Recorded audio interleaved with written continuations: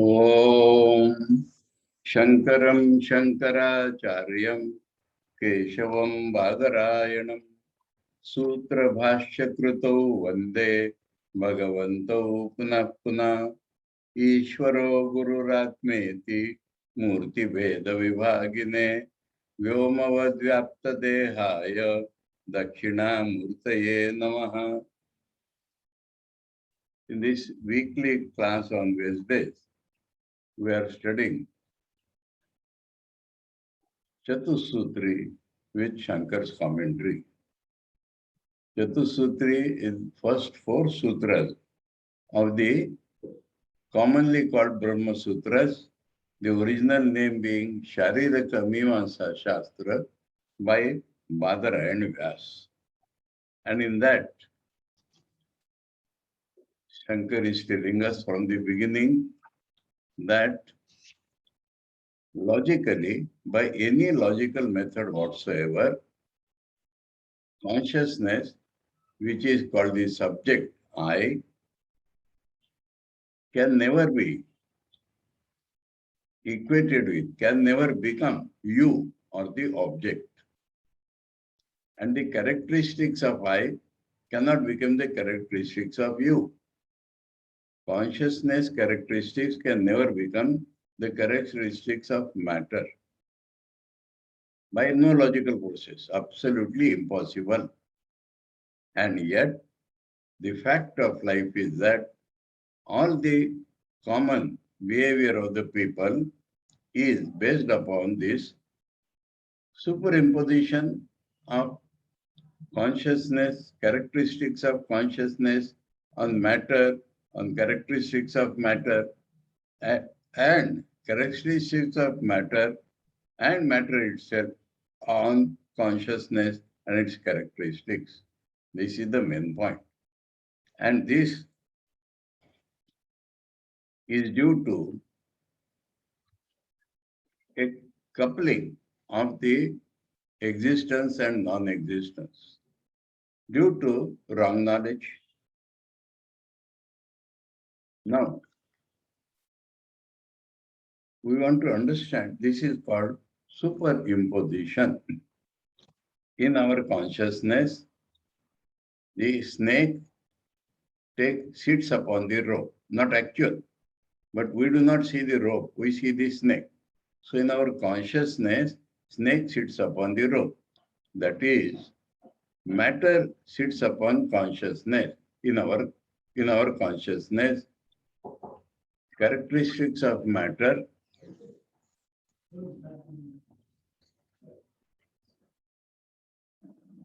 which are continuously changing, going into death later on, nothing to do with the consciousness.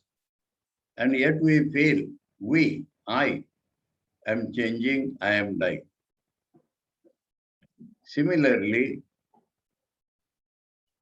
consciousness characteristics are being loaded upon object, on the body.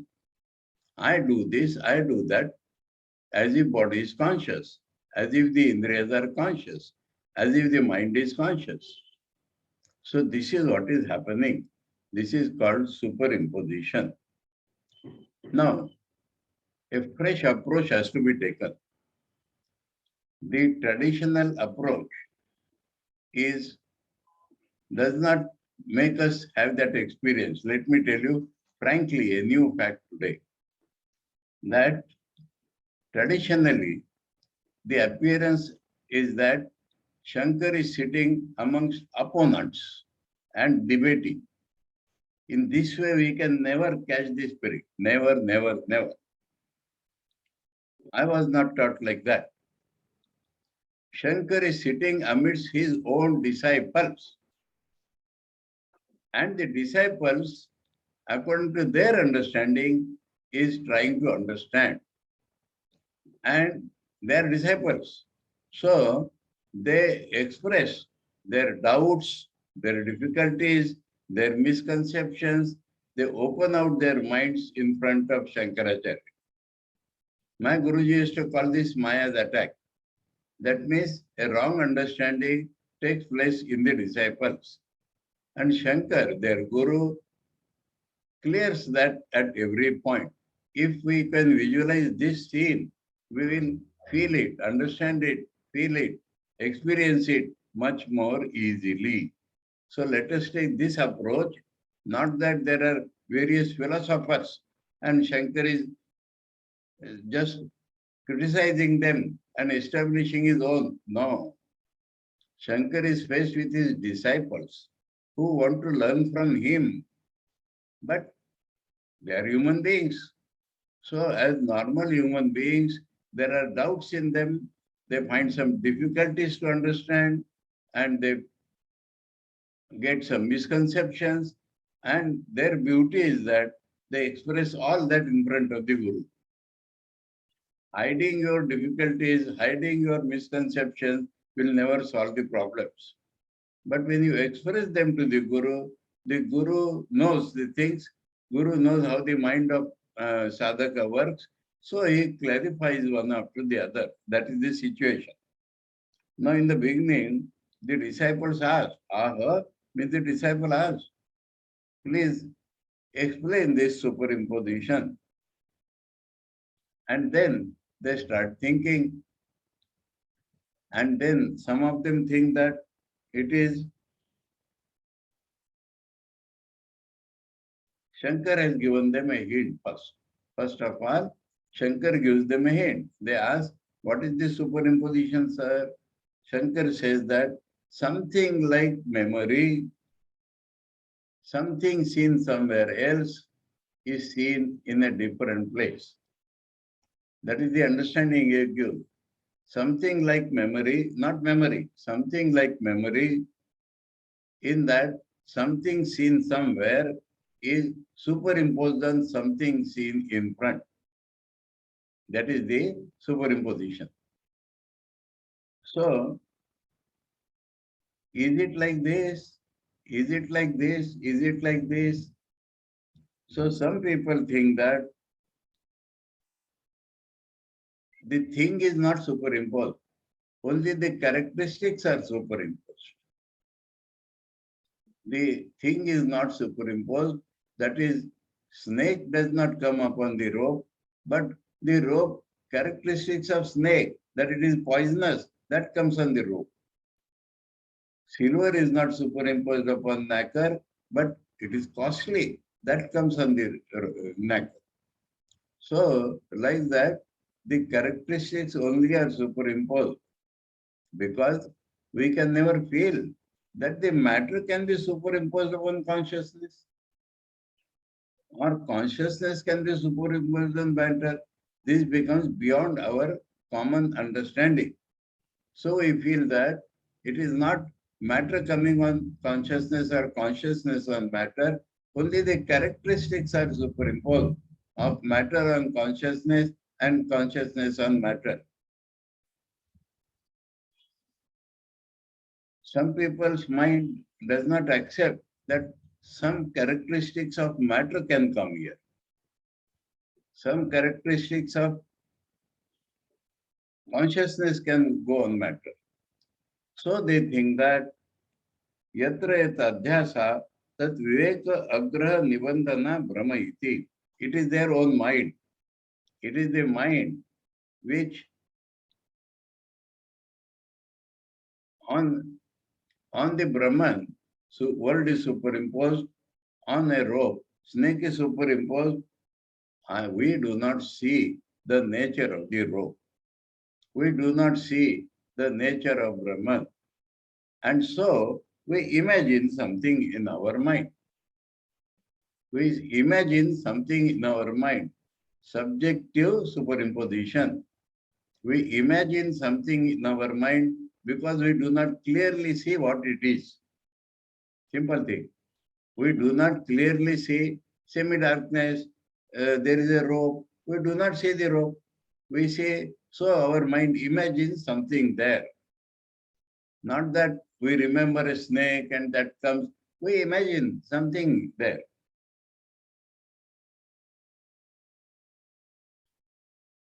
Other idea comes that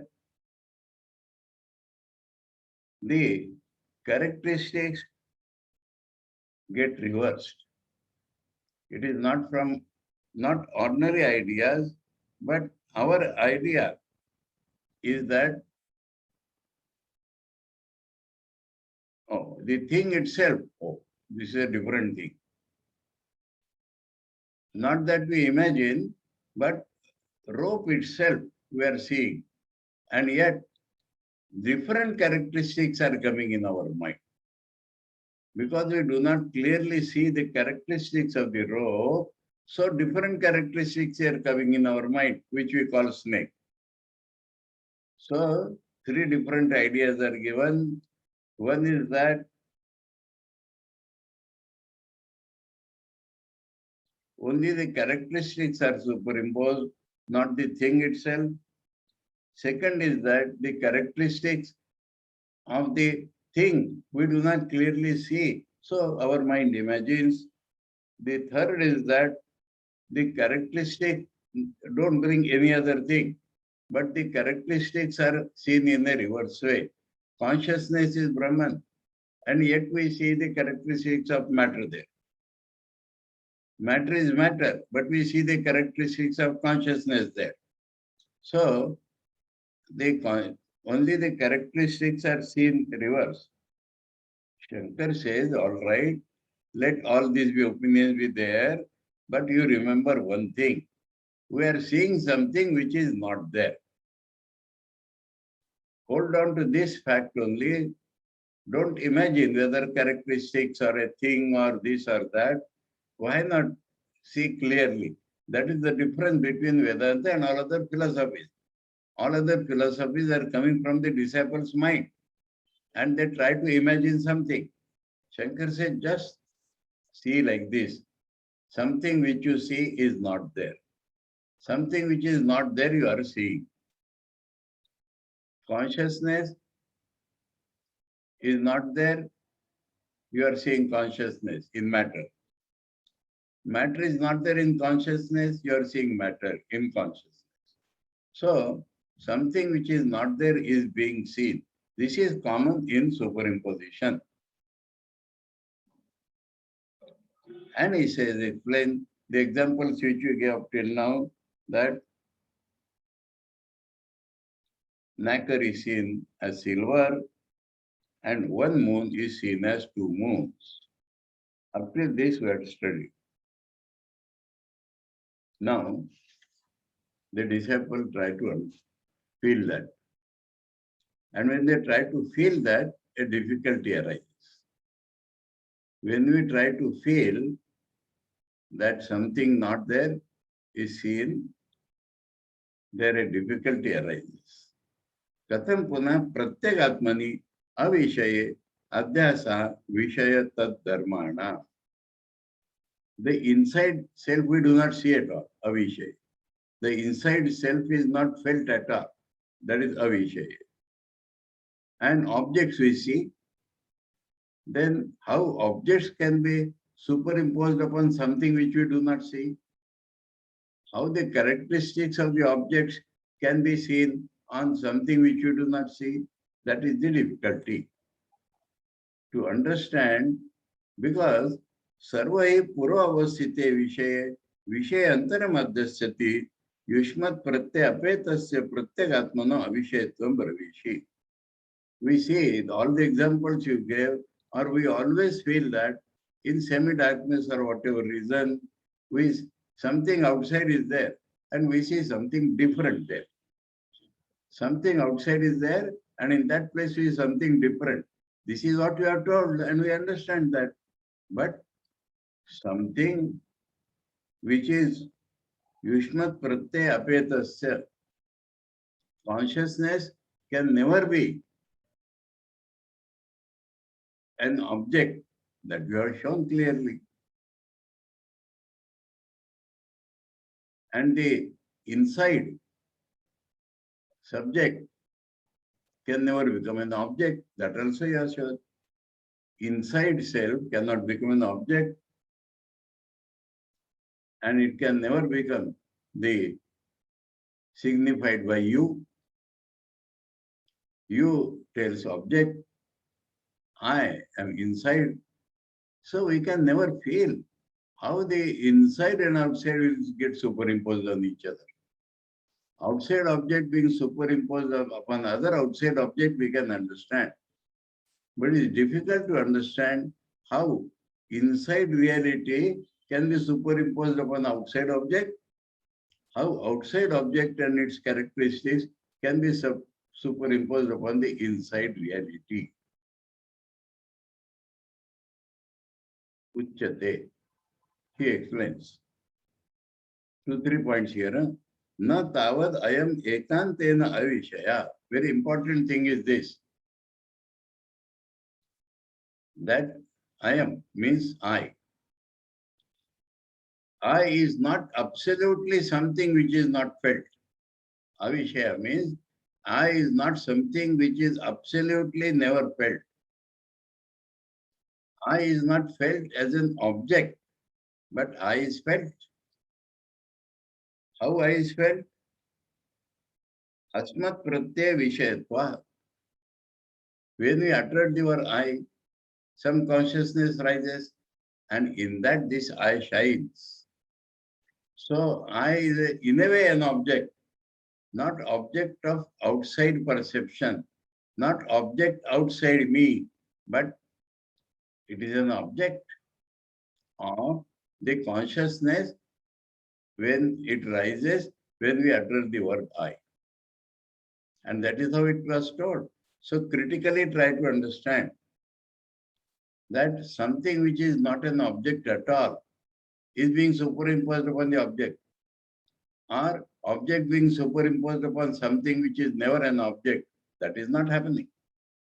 What is happening is that I is an object, not as outside. I is an object of my consciousness when I utter the word I. This one has to carefully understand first. Whenever we say I, do you not feel consciousness? Do we not feel it is the subject? So the feeling is there about oneself. But that does not tell us it is outside. But feeling is there that there is a consciousness which I call as I.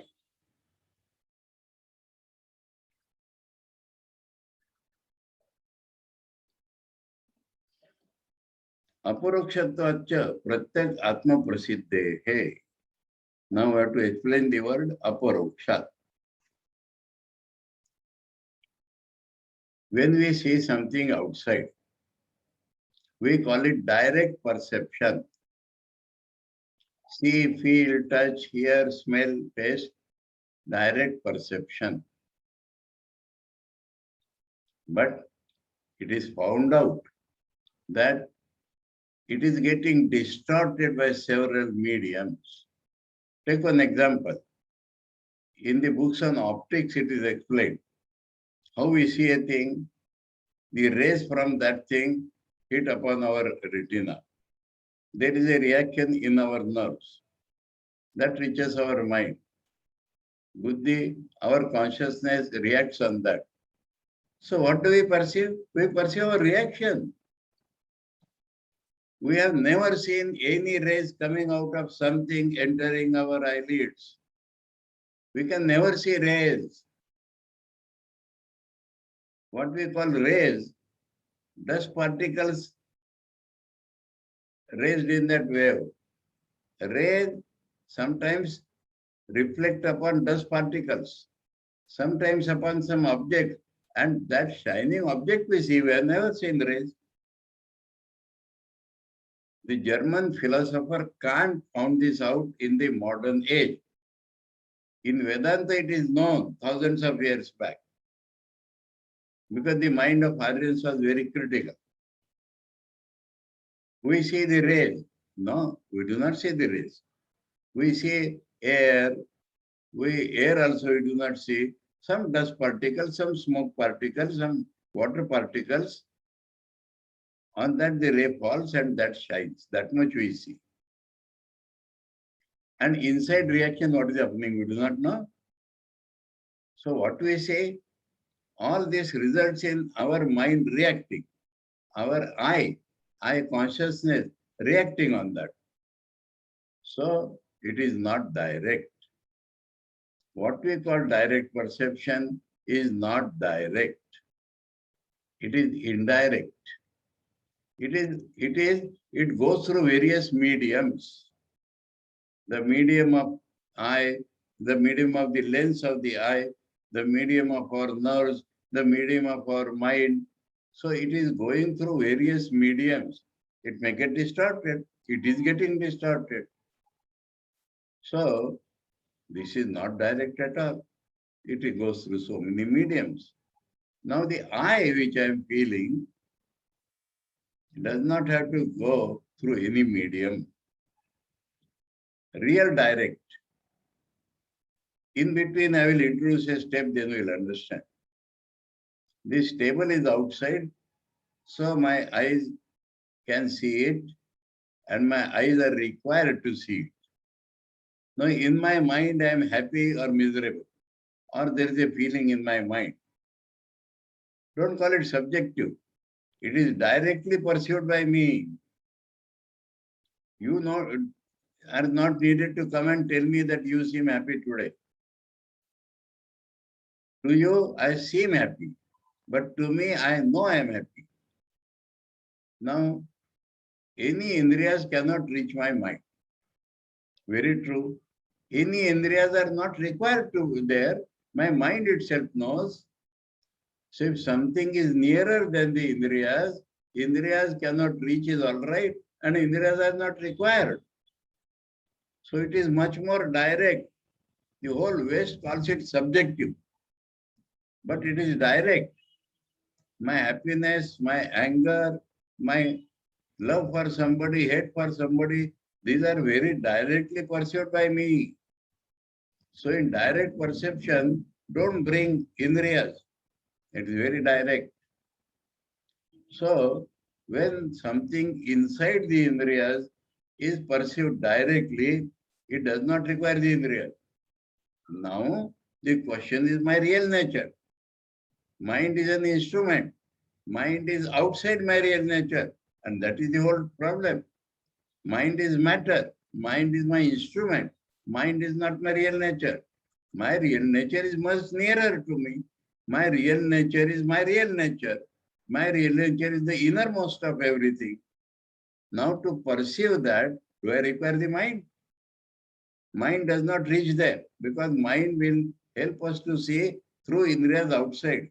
Or mind will help us to see what is happening in the mind itself. Mind can show us what is happening in the mind itself. Mind can, through the indriya, show us something outside. Mind cannot show what is inside my reality. All right. And mind is not required to show that.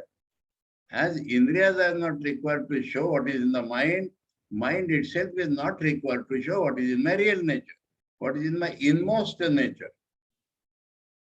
But I can feel it much more directly than the so-called direct perception.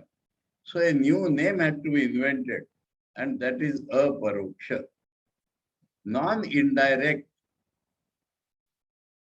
When we found that the present direct perception is not direct, it is indirect,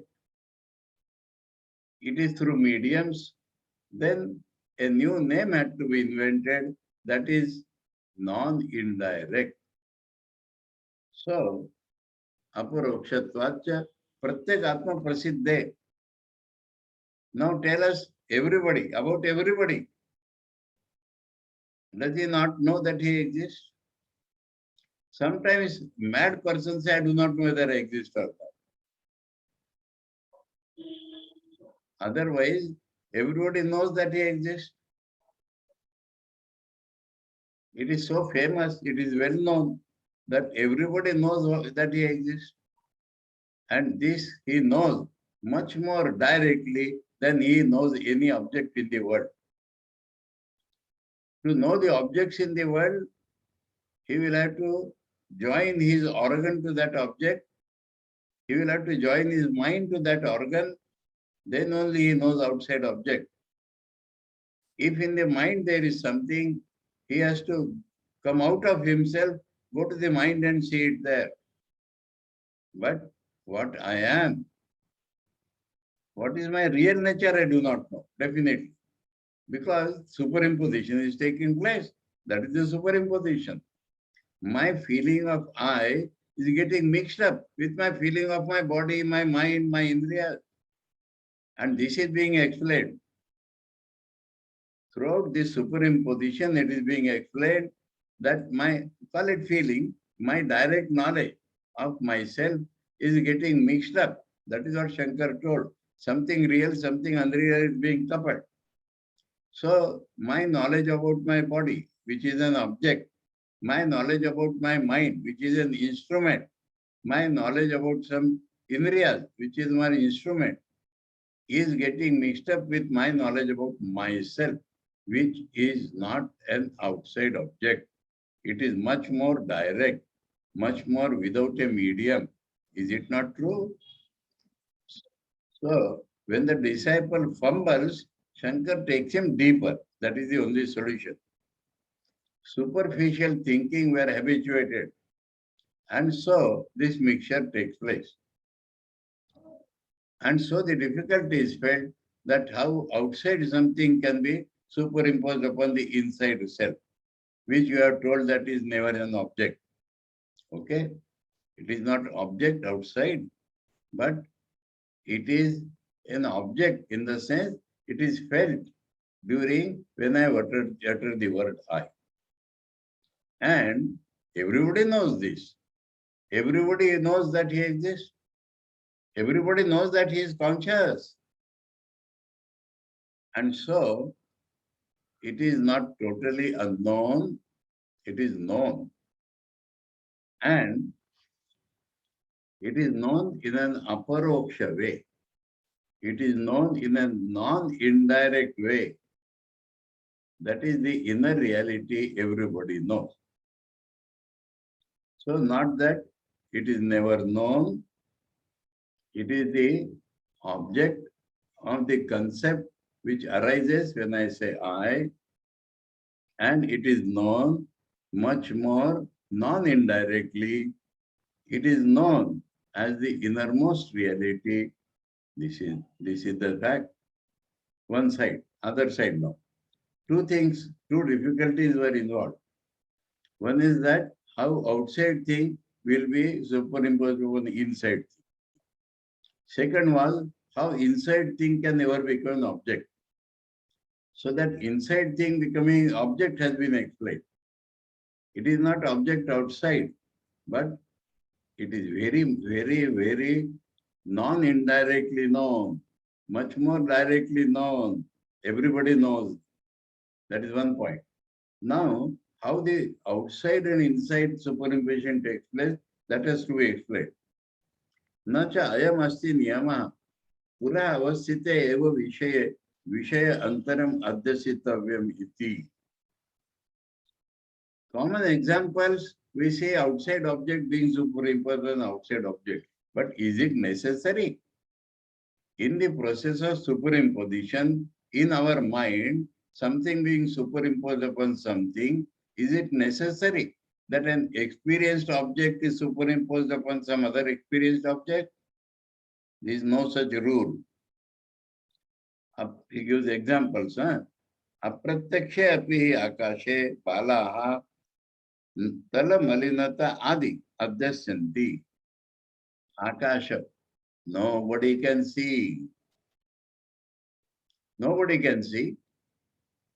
But balaha means not only children, but indiscriminating people, aviveki, is also called bala.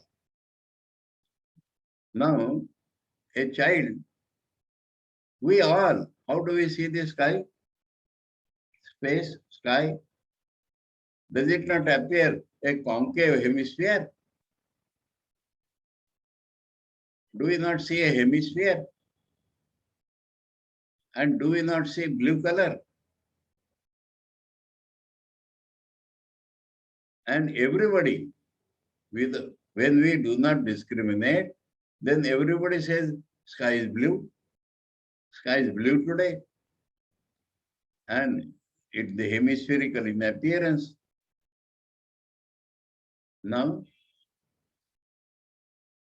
sky is not seen at all. Sky is not seen at all. What is happening? Do you know? Have you felt it? Our eyes have a range. Everybody's eyes have a different range. So if you look in all directions, below is earth we cannot see. But above and all directions, the eyes can see only up to a particular point, say 10 miles or 1 mile or whatever it is. And that is what we see.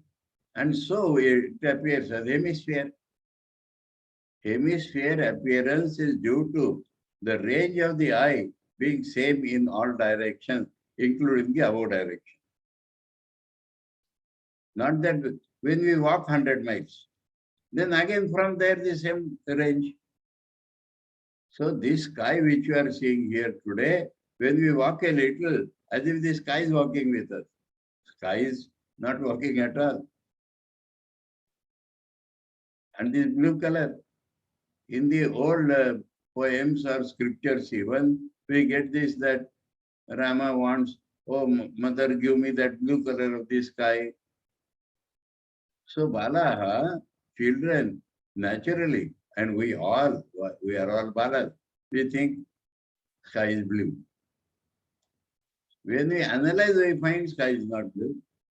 Blueness is only due to refraction of the light from the sun coming to our eyes. In the night it is black because the sunlight is not coming. Sky is neither black nor blue. Sky has no color, and yet we see color there. So something not seen, on that something is superimposed. So Atman is not seen as an object, on that something is superimposed. First thing is that Atman is not a totally non-object. Atman is perceived. Atman is perceived as the innermost reality, one point. Secondly, it is not a rule that some object outside should be superimposed upon some object outside, which is perceived. Something unperceived, on that also something is being superimposed. Space or sky or akasha is never perceived. And yet on such an object which is never perceived, we are superimposing blueness, we are imposing the hemispherical shape.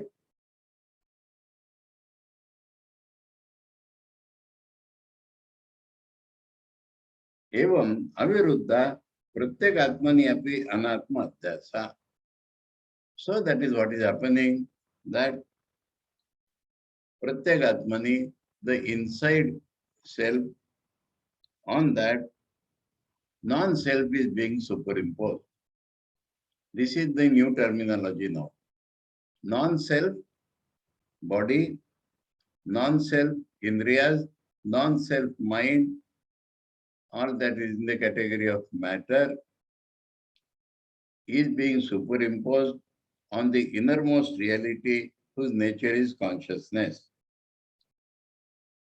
So this difficulty of feeling how an outside object can be superimposed upon inside reality, which involve two difficulties: how outside will be superimposed upon inside, how inside which is not perceived on that superimposition can take place.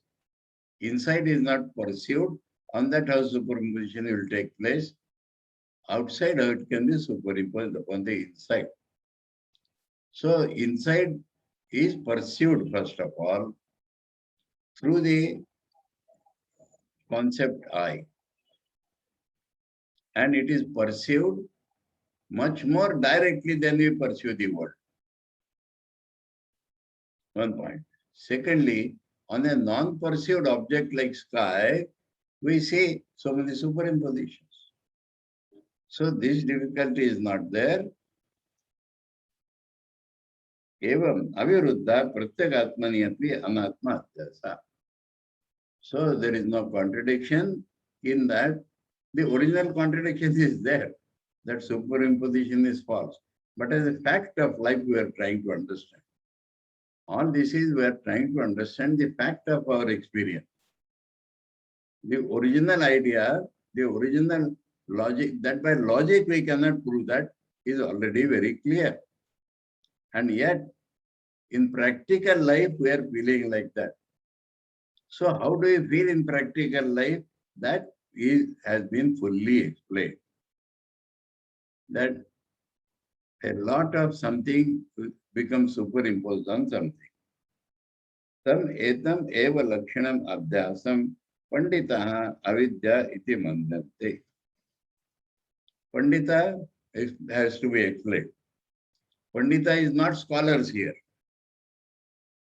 Pandita is not scholars. In the Gita Bhashya, Shankara has explained this.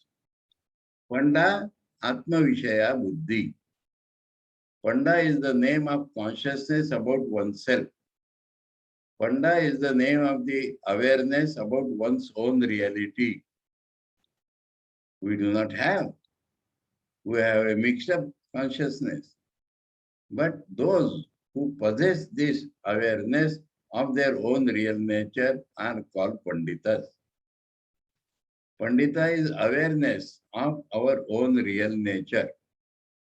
Panda. Those who possess this awareness are called Panditas.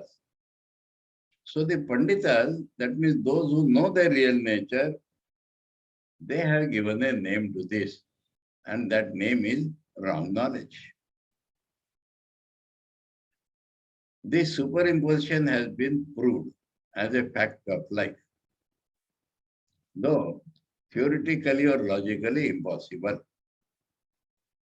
Such superimposition, which is theoretically impossible, yet happening, was told in the very beginning, is due to wrong knowledge. So those people who know their real nature, those people who know everybody's real nature, they call this superimposition as wrong knowledge. Avidya iti manyante. Manyante, some word has to be given. So they call it as wrong knowledge. So he had told in the beginning that it is wrong knowledge. That has become explained now. Now, what is the right knowledge? The word is Vidya.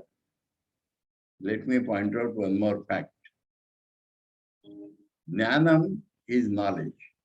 Vidya is sometimes used synonymously with that. But otherwise, Vidya is the process through which we get that knowledge. Avidya is the process through which we get wrong knowledge. So, if the process is wrong, we have to correct it. If the process of our knowledge is wrong, we have to correct it. So the superimposition has been talked of as the process of our knowledge is wrong. And we have to correct it. How the process can be corrected? By applying the right process. Tam vivekena cha vastu swarup avadharanam vidyam ahu. Ahu Pandita. Those who know the real nature of man, they say that discrimination is the way. If you can discriminate and find out the real nature of the reality. Vastu is reality. Vastu is not an object. Vastu is reality. Swarup means real nature. Vivekanam is through discriminative analytical knowledge. Avadharanam means dharana, the concept, and finally the knowledge. So, avadharana means the firm conviction is very rough translation, concept, which itself develops into real knowledge. Vidyam ahu.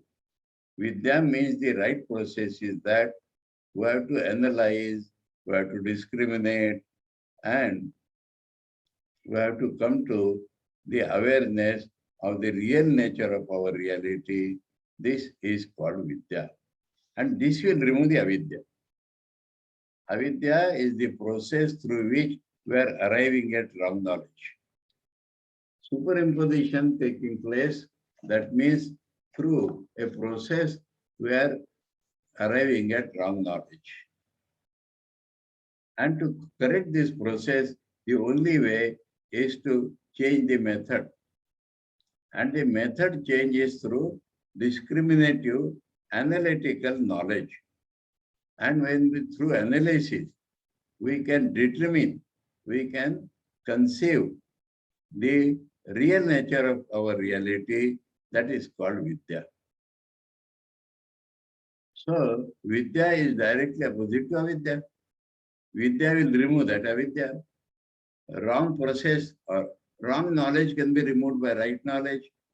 The wrong process of getting knowledge can be removed by right process of getting knowledge.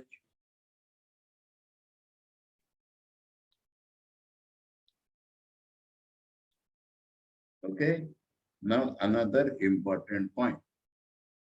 So today's point was the difficulty in understanding how superimposition takes place in fact of life has been explained. One point. Second point, this superimposition is called by knowers of the truth as process of wrong knowledge. And the process of wrong knowledge can always be corrected through process of right knowledge. Now, another point, that discrimination is being explained now. What is discrimination? What is the analytical knowledge? In that one fundamental important point, Tatra evam sati. Tatra evam sati means because it is like this. Because it is like this, that the process of wrong knowledge can be corrected with the process of real knowledge. Yatra yat adhyasa. That means something being superimposed on something. Now that base, that adhyasa, that base on which something is superimposed, the base on which something is being superimposed, that krutena doshena gunena va. That means the thing which is superimposed. It has some merits, it has some demerits. That can never come to the thing on which it is superimposed. Through an example, let me make it clear. Desert is there, sand is there, and we see water. Now this water will not moisten the sand. The water will never make the sand wet. Sand is dry. Absolutely dry, then only the water appears.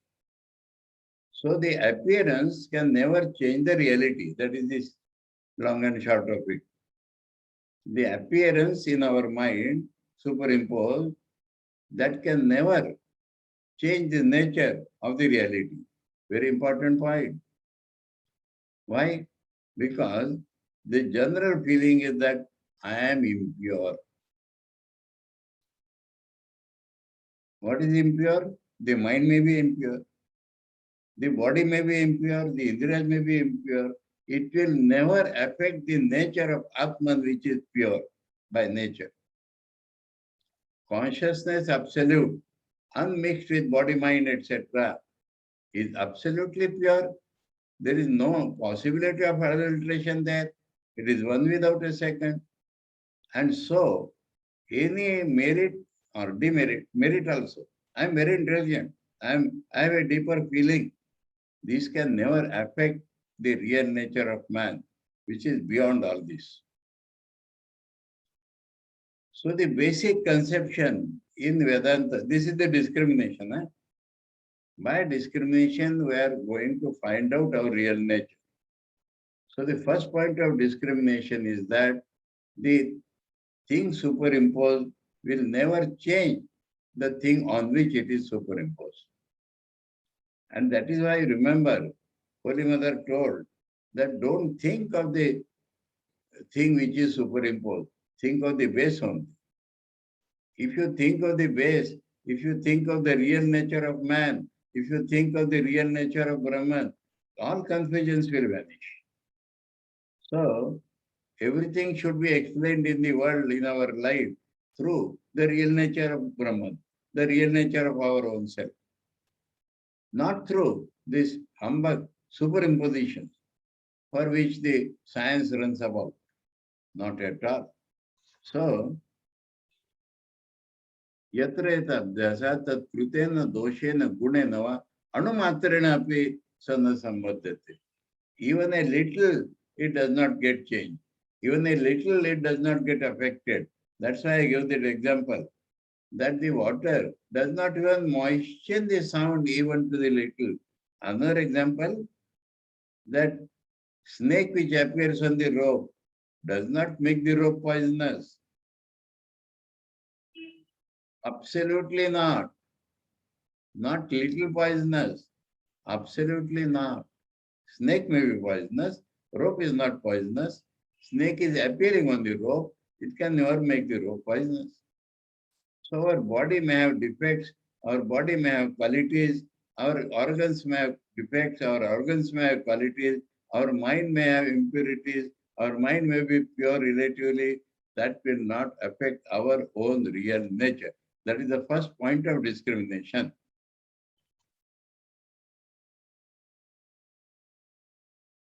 तम एतम अविद्या आख्यम आत्मा अनात्मयो इतरेतर अध्यासम पुरस्कृत्य. Another point important now. पुरस्कृत्य सर्वे प्रमाण प्रमेय व्यवहारा लौकिका वैदिका च प्रवृत्ताः. There are two different points, Laukika and Vedika. Now,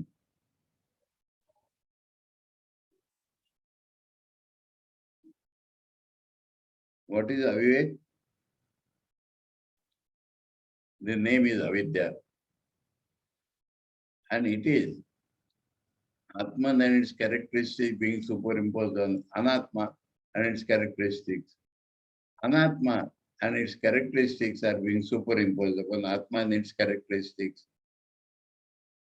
Assuming that all our knowledge of the world happens.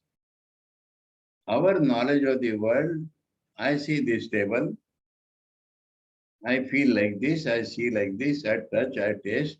All this is happening on the basis of this superimposition. My entire pramana prameya vyavahara, let me explain these two words. Right knowledge is called prama. Ma means measurement. Ma means knowledge. Pra means right. Prama means right knowledge. Pramana means the means of right knowledge. Don't take pramana as proof. Pramana means the means of right knowledge. Proof is a logical way of right knowledge anyway.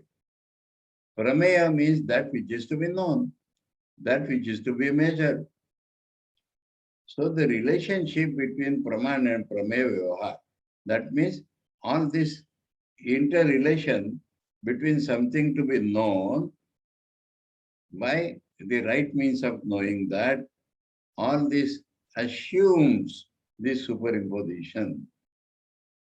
Here, we are just now told through optics how it happens. Unless I means my real nature becomes my I cannot perceive a thing.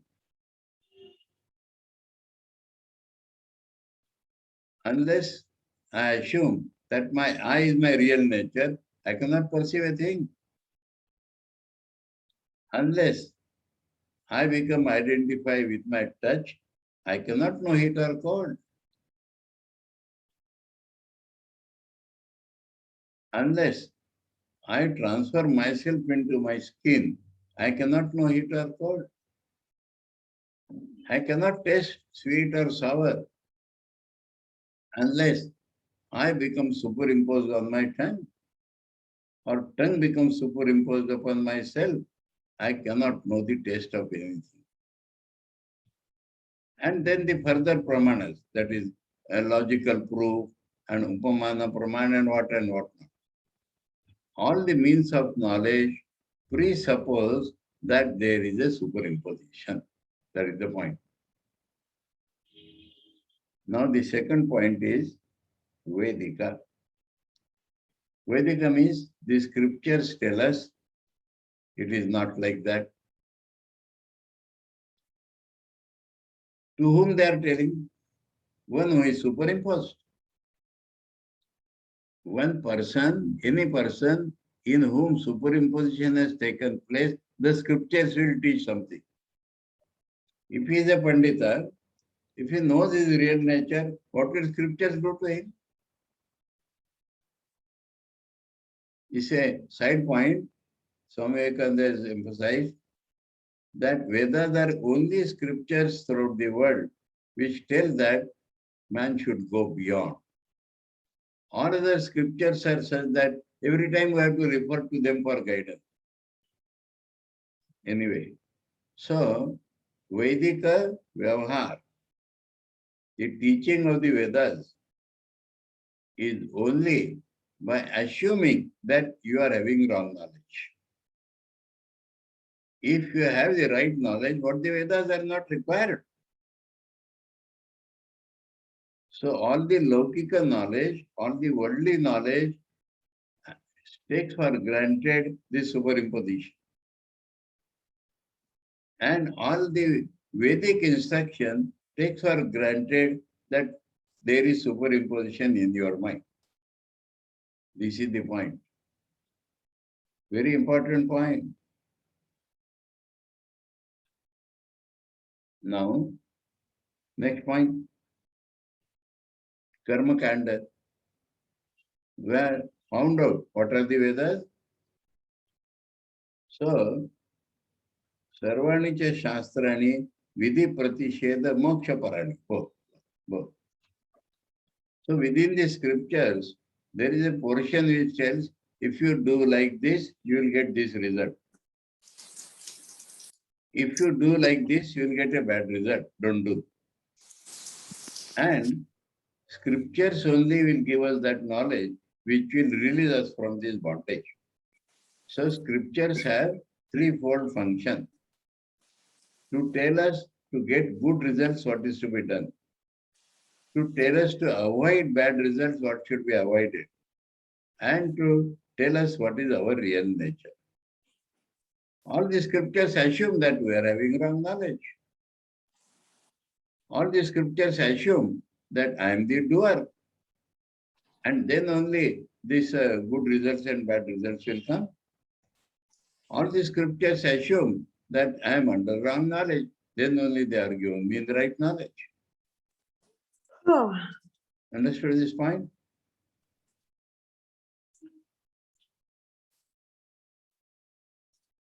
So, this again the Shishya feels doubt. Please explain. And that we shall see on the next term. Today we have covered a lot of points. From sentence count, we have gone up to sentence 20. Next 21 is Katham Puna Avidyavat Vishayani Pratyaksha Pramanani Shastrani Chaiti. Please explain how the Pratyaksha, our Vyavahar, and the scriptures assume that we are under wrong knowledge. Please explain. That Shankar will explain. So today we revised and saw that logically nothing can be superimposed. Today we started with this first of all, that don't take Shankar sitting amongst opponents and criticizing them. We can better understand this by assuming, by it is very clear rather, that Shankar is surrounded by his disciples and he is giving knowledge to them on the basis of what Badara and Vyas has given. On the basis of what Badara and Vyas has given, now the very need of that Badara and Vyas is big. That is called the Adhyas Bhashya. The introductory portion is to make us feel the need of scriptures. The introductory portion is for us to feel the need of Vedanta, or that is the introductory portion.